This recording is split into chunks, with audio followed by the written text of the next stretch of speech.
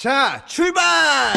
미래로 가는 여행, 신나는 여행, 친구가 되어줄게요.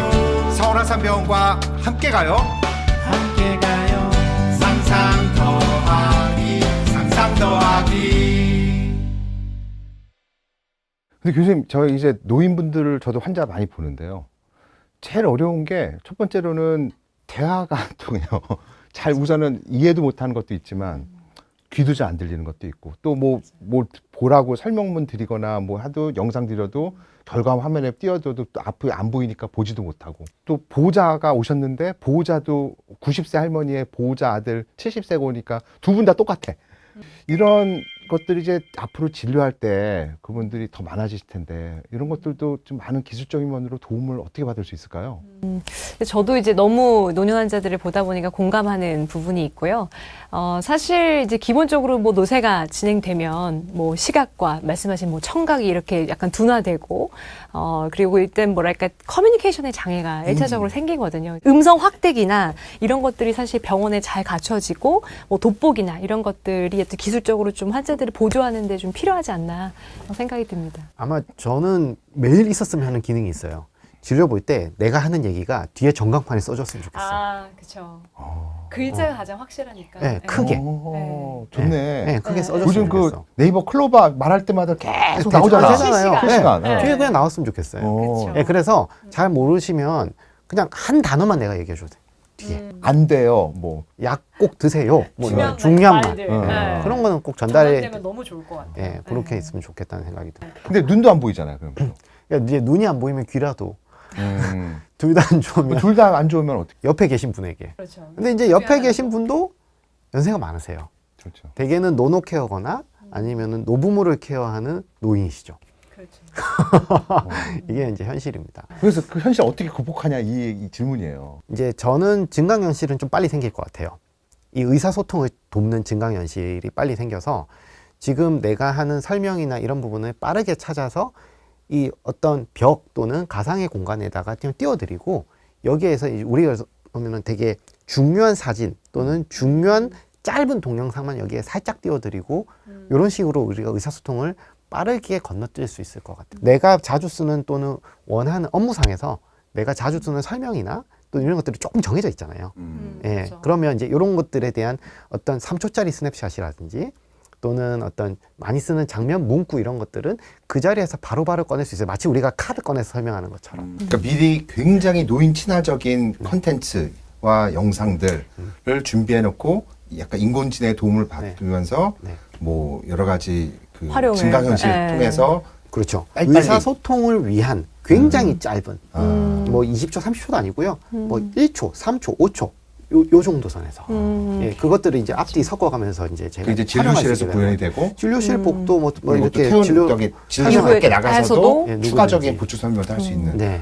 아, 그런 게 되면 진짜 노인 진료에 시간도 아낄 수 있고 많은 설명이 될 수 있겠네요. 그렇죠. 그래도 요새 보니까 이 VR 말고도 이 메타버스를 이용한 또 진료실에서 또 활용하는 경우가 굉장히 많더라고요. 그래서 메타버스가 얼마나 잘 구현되어 있는지 또 이렇게 동영상 같은 걸 몇 개 찾아보니까 실제 이렇게 사람들이 이렇게 모여 있고 뭐 그중에 의료진도 있고 환자도 있겠죠.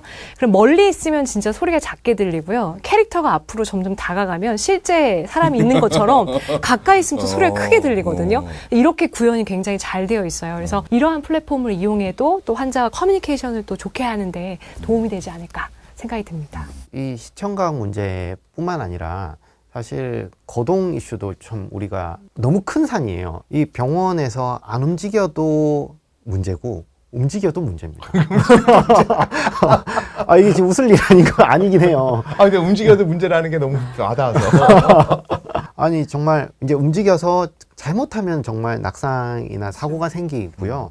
뭐 엘리베이터 회전문, 계단 하나하나가 다 허들이 됩니다. 맞아요. 네. 네. 그래서 그렇다고 해서 모든 분들에게 휠체어 또 이것도 사실 현실적으로 쉽지는 않고요. 맞죠. 근데 저는 우리 병원처럼 큰데면 나중에는 우리 공항처럼 이렇게 순환 이런 셔틀 같은 셔틀이 거. 생기고 안쪽에는 뭐가 있고 바깥쪽에 뭐가 있는 이런 구획화가 되지 않을까 하는 생각이 듭니다. 왜냐하면 정말로 거동이 떨어진 노인이 지금도 우리 병원에 입원한 지 30, 40%가 그렇게 입원하거든요. 네. 근데 외래가 정말 60%가 고동 떨어진 분들이라고 생각해 보십시오. 엘리베이터에 휠체어 많이 타도 세대 마비가 될 것 같아요. 네.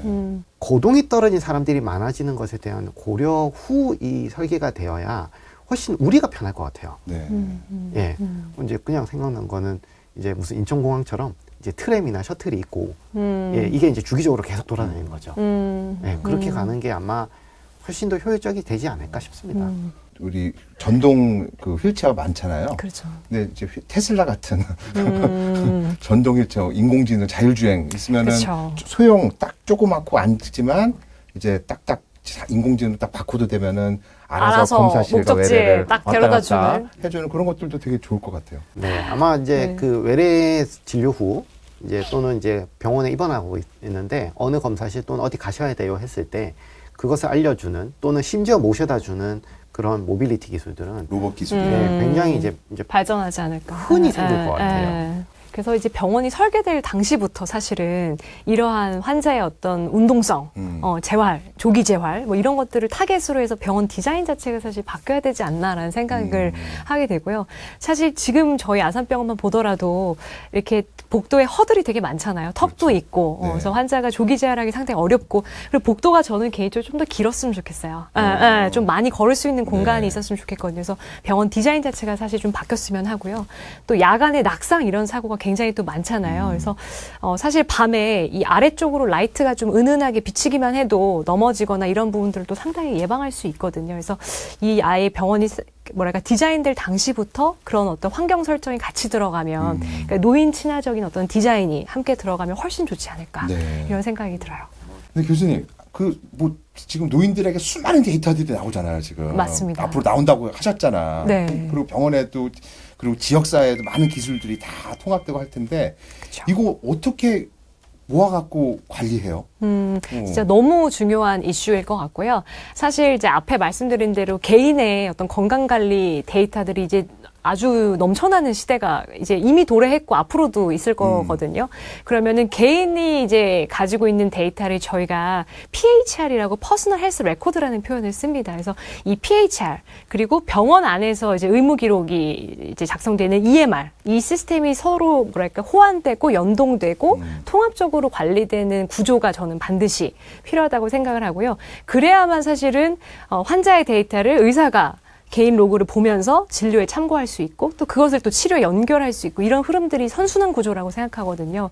그 통합 시스템이 중요하다고 생각하고 이거를 이제 여러 뭐 시도들이 있습니다만 최근에는 뭐 블록체인 기반의 그러니까 이제 개인의 어떤 의료 데이터는 굉장히 프라이버시가 중요하고 또 어떤 데이터의 진위성이 너무 중요하기 때문에 블록체인 기반의 어떤 뭐랄까 통합 의료 플랫폼을 구축하고 그것을 서로 호환할 수 있도록 하는 거 그런 형태가 아마 미래 병원의 데이터 관리의 어떤 핵심이 되지 않을까라는 생각이 듭니다. 근데 그 데이터를 예를 들어서 뭐 서울 아산병에 왔다. 전문가가 왔는데 데이터를 통합해서 해석을 하고 볼 수 있다. 그렇죠. 그건 좋은데 이분이 이제 지역사회 동네 병원을 가거나 보건소를 갔어요. 그렇죠. 그럼 그때 그 데이터를 해석하거나 볼 수 없는 분이 있다면은 그 수많은 데이터가 무용지물이니까 그렇죠. 결국은 누군가가 중간에서 자동으로 그 데이터를 처리해 갖고 해석해서 지역사회 어느 누가 뭐 약사든 그렇죠. 보건소든 다 공유할 수 있어야 돼요. 될 거 아니에요. 맞습니다. 그럼 네. 어떻게 그걸 다 누가 해석해요? 결국 치료라는 것이 이제 계속 대학병원이나 큰 병원에 할 수는 없기 때문에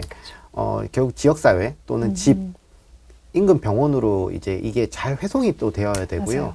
이 정보가 이제 내려가려면 단순히 정보만 내려가는 것이 아니라 지역사회에서 가용 가능한 서비스의 연결 또는 확인할 수가 있어야 됩니다. 그렇죠. 이제 그것을 사실 환자 입장에서 나한테 뭐 필요한 정보가 있는지를 찾고 그 다음에 어떤 그것을 잘 이렇게 수혜를 입기가 쉽지 않거든요. 맞죠. 예, 근데 그것을 이제는 저절로 찾아주거나 맞춤형이라고 권해주는 공공 서비스 그리고 민간 서비스 영역들에 대해서 서제스천 해주는 그런 것들은 아마 머지않아 곧 나올 것 같고 제가 생각할 때 데이터가 뭐 이앱에도 있고 병원에도 있고 여러 군데에 다 흩어져 있는데 이거를 개인정보 비밀 문제도 있기 때문에 통합하기가 한 군데 모으기는 또 쉽지 않잖아요. 크게 두 가지가 있는 것 같아요. 지금 정부가 이미 이제 시범 사업처럼 해서 오픈한 마이데이터 사업처럼 이제 내 어떤 정부가 갖고 있는 내 정보에 대해서는 본인에게 접근 권한 또는 이제 그것에 대한 어떤 연구로 모델로 할 수 있는 거는 이제 길이 열렸어요.